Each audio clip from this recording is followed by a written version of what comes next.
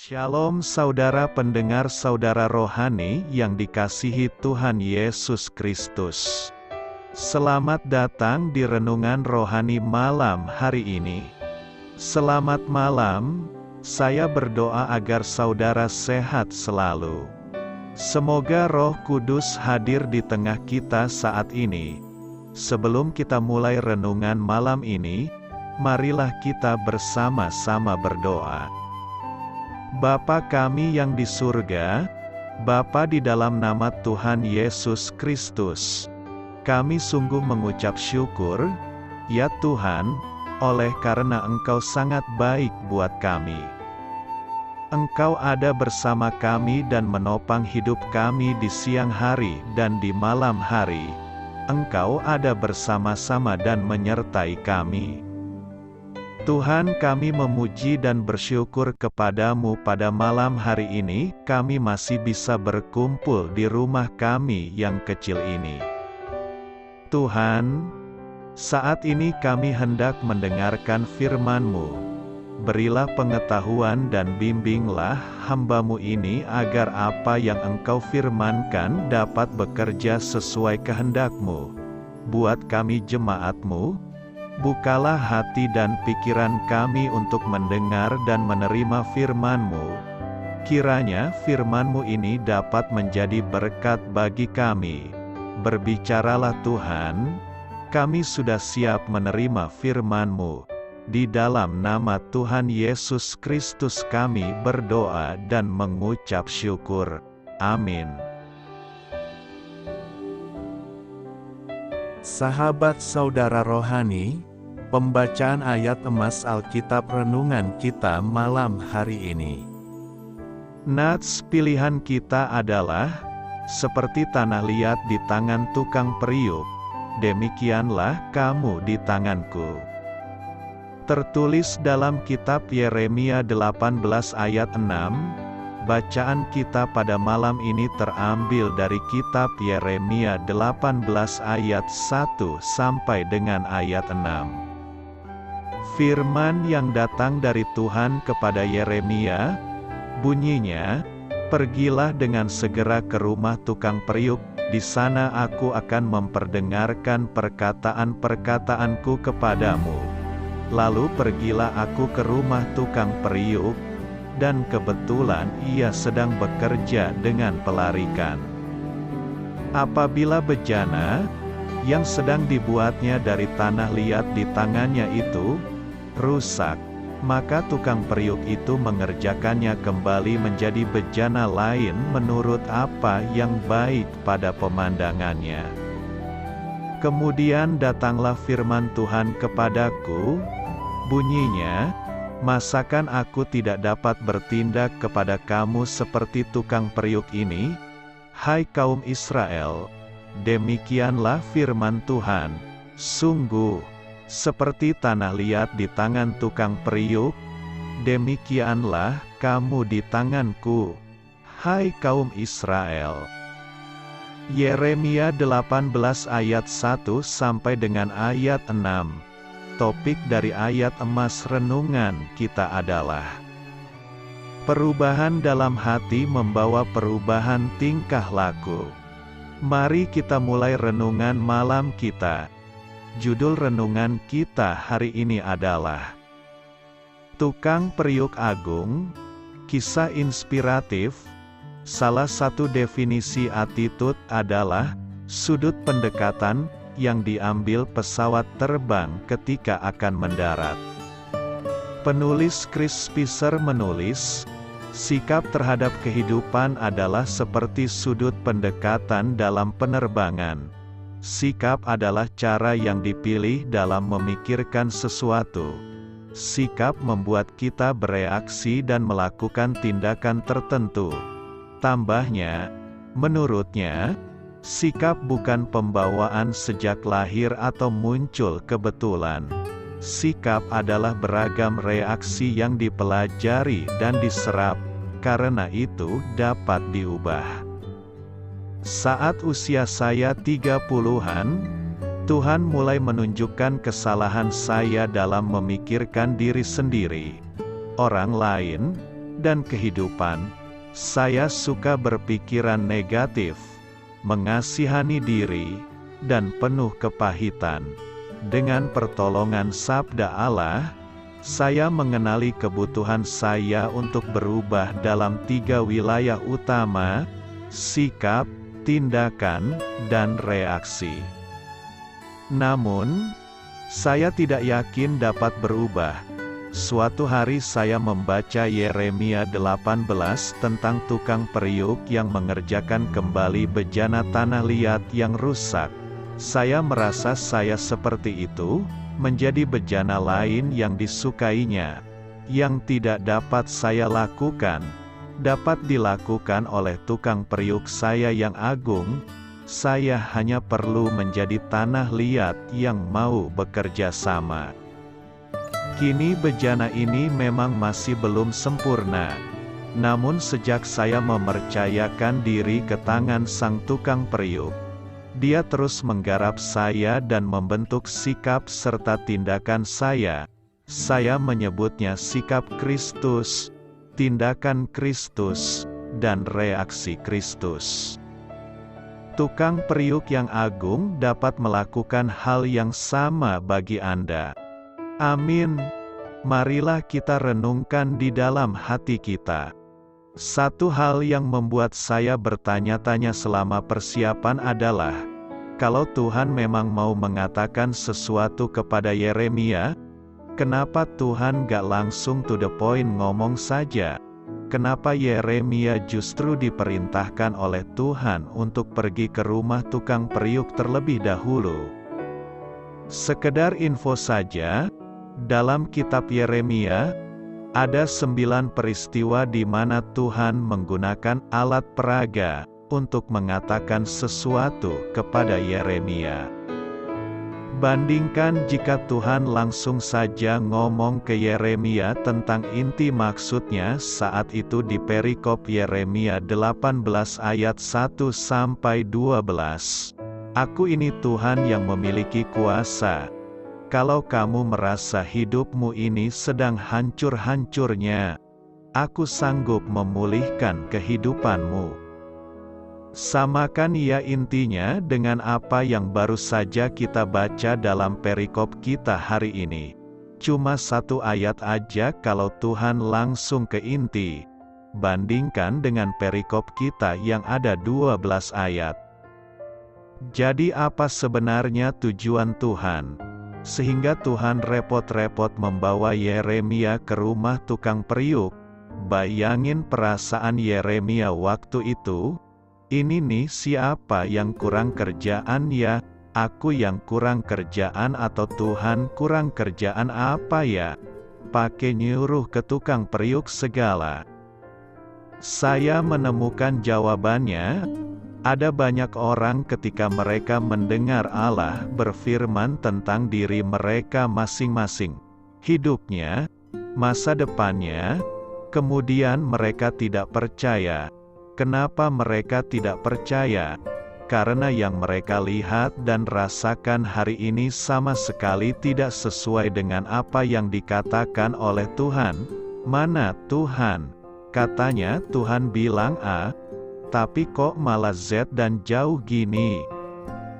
Terlebih bagi Israel, ketika Nabi Yeremia berkarya, latar belakang kehidupan Israel memang sedang hancur-hancurnya dan sebentar lagi menghadapi masa pembuangan ke negeri asing. Lihat misalnya Yeremia 17 dan Yeremia 21. Kalau sudah begini, apa yang mereka butuhkan? Bukti bahwa Allah memang benar sanggup untuk menepati dan menggenapi apa yang difirmankannya. Yang kita butuhkan saat terjadi hal-hal yang tidak kita mengerti, hal-hal yang tidak seperti harapan kita, hal-hal yang membuat kita bertanya dan mengkritisi Tuhan adalah penjelasan dari Tuhan. Inilah pembuktian dan penjelasan dari Allah tentang hidup kita. Yeremia 18 ayat 4-6. Apabila bejana, yang sedang dibuatnya dari tanah liat di tangannya itu, rusak, maka tukang periuk itu mengerjakannya kembali menjadi bejana lain menurut apa yang baik pada pemandangannya. Kemudian datanglah firman Tuhan kepadaku, bunyinya, masakan aku tidak dapat bertindak kepada kamu seperti tukang periuk ini, hai kaum Israel? Demikianlah firman Tuhan, sungguh, seperti tanah liat di tangan tukang periuk, demikianlah kamu di tanganku, hai kaum Israel.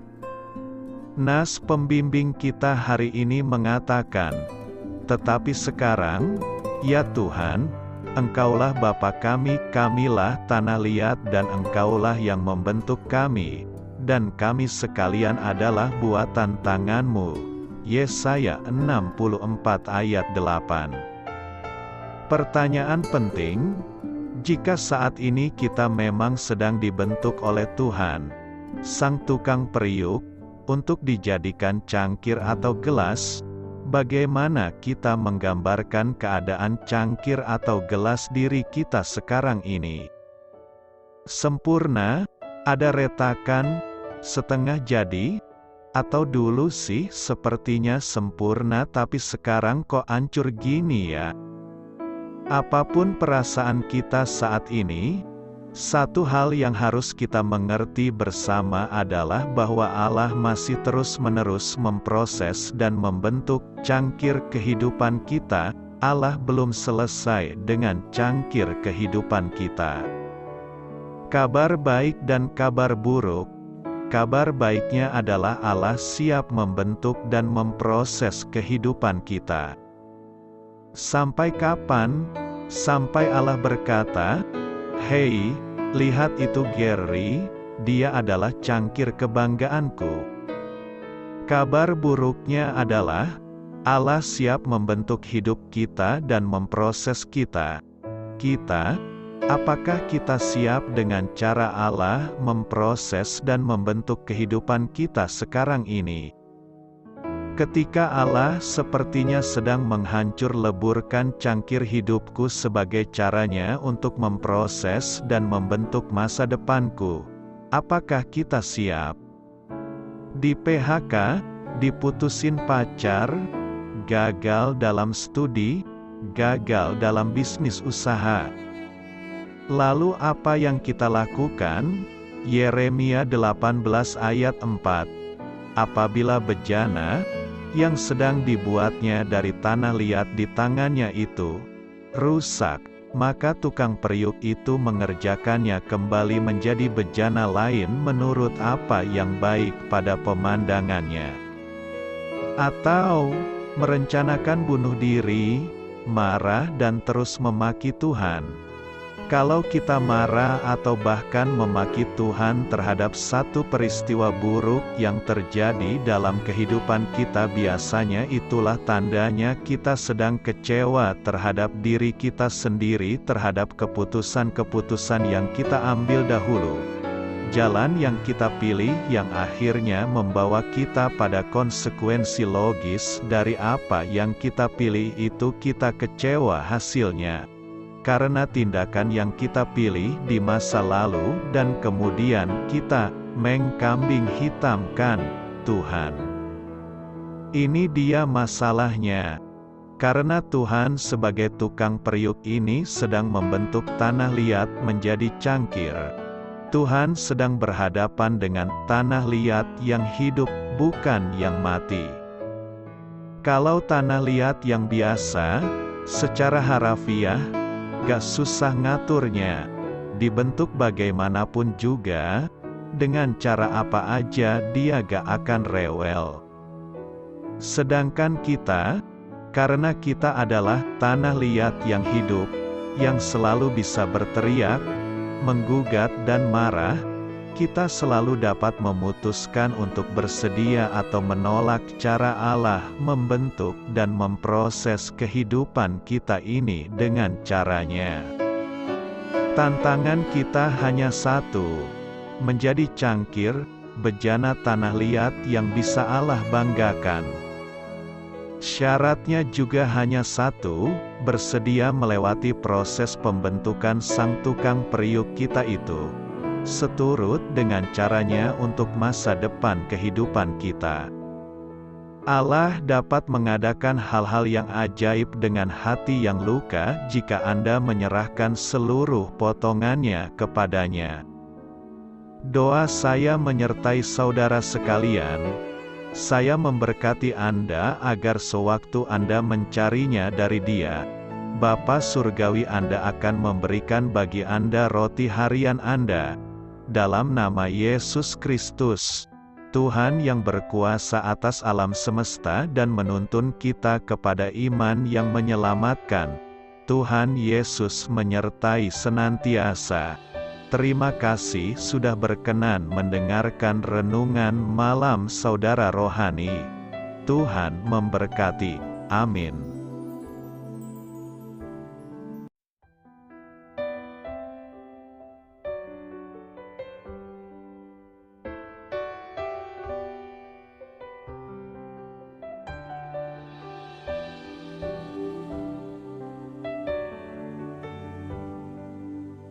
Marilah kita renungkan, sahabat saudara rohani, demikianlah renungan firman Tuhan malam hari ini. Semoga menjadi berkat di dalam hidup kita dan menjadikan kita pribadi yang lebih baik. Sebelum kita beristirahat pada malam hari ini, marilah kita berdoa. Bapa kami yang di surga, Bapa di dalam nama Tuhan Yesus Kristus, kami sungguh mengucap syukur, ya Tuhan, oleh karena Engkau sangat baik buat kami. Engkau ada bersama kami dan menopang hidup kami di siang hari dan di malam hari. Engkau ada bersama-sama dan menyertai kami, ya Tuhan Yesus. Kami mengucap syukur untuk firman-Mu, ya Tuhan, yang memberikan kami kekuatan dan menyadarkan kami bahwa kami tidak perlu takut dengan gelap dan malam. Sebab Tuhan, Engkau ada bersama kami. Engkau melindungi kami dan menjadi perisai bagi kami hamba-Mu berdoa saat ini. Tuhan, untuk setiap pendengar renungan ini yang mengalami ketakutan, kecemasan, kegelisahan, pada situasi gelap dan malam hari di dalam nama Tuhan Yesus Kristus. Kuasa Tuhan melepaskan mereka dari segala ikatan roh-roh ketakutan yang mengikat mereka saat ini. Tuhan melepaskan setiap anak-anak-Mu dari segala rasa takut dan kecemasan. Di dalam nama Tuhan Yesus segala kuasa-kuasa roh jahat, kuasa setan iblis yang mengganggu anak-anak-Mu, ya Tuhan, tolong hancurkan dan halaukan dengan kuasa-Mu. Dalam nama Tuhan Yesus Kristus, berkati setiap kami anak-anak-Mu, ya Tuhan, dan lindungilah kami aman di dalam Engkau. Ya Tuhan, penuhilah setiap hati kami dengan keberanian, damai sejahtera, dan sukacita serta ketenangan yang dari Tuhan. Berkati kami di malam hari ini, saat kami tidur dan beristirahat. Kuasa-Mu, ya Tuhan, menaungi setiap kami, memberkati dan melindungi kami. Bangunkanlah kami kembali besok pagi dengan kekuatan yang baru, tubuh yang sehat diberkati Tuhan, dan berkat-berkat yang baru Tuhan sediakan bagi kami. Terima kasih, ya Tuhan, kami sungguh mengucap syukur untuk firman-Mu yang menguatkan kami. Dalam nama Tuhan Yesus Kristus Juru Selamat kami, Bapa kami yang baik, kami mengucap syukur dan berdoa haleluya. Amin.